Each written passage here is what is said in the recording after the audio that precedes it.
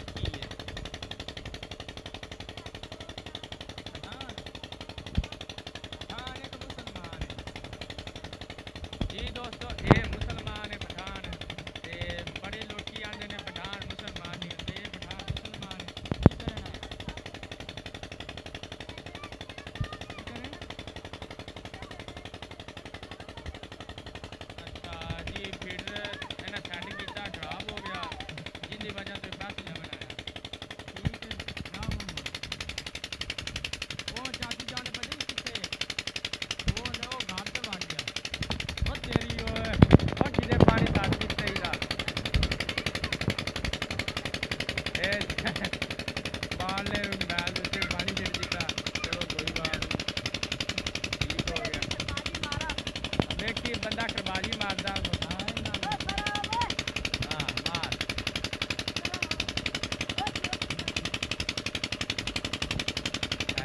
जीवे जीवे क्या बात है जी, काटने नहीं लगी। हाँ बंदे बढ़िया खड्डा खुड्डा लगियां ही है। बड़ा गुज्जर बनया है बंदा, जिन्हें लड़ाई करनी हो दस छड्डे सन, बंदा बड़ा लड़ाई करता है। इतने नाम के काम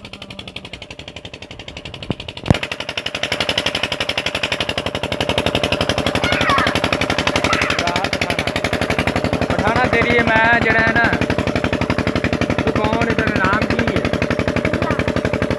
सारे का नाम बदलदा है जी दोस्तों, सारे का नाम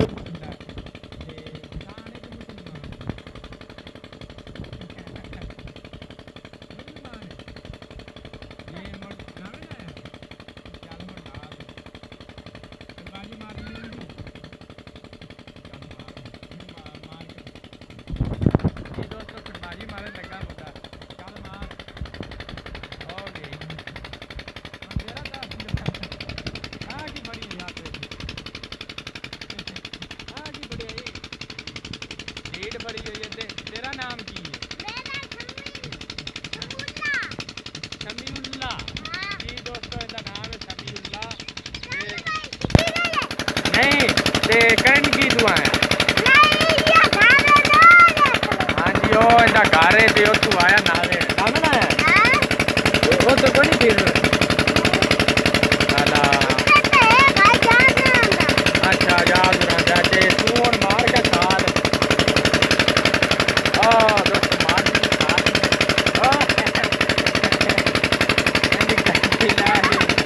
फिर मार और तू खलोता तू भी मार ना तू भी मार आज दिल को काट और ये और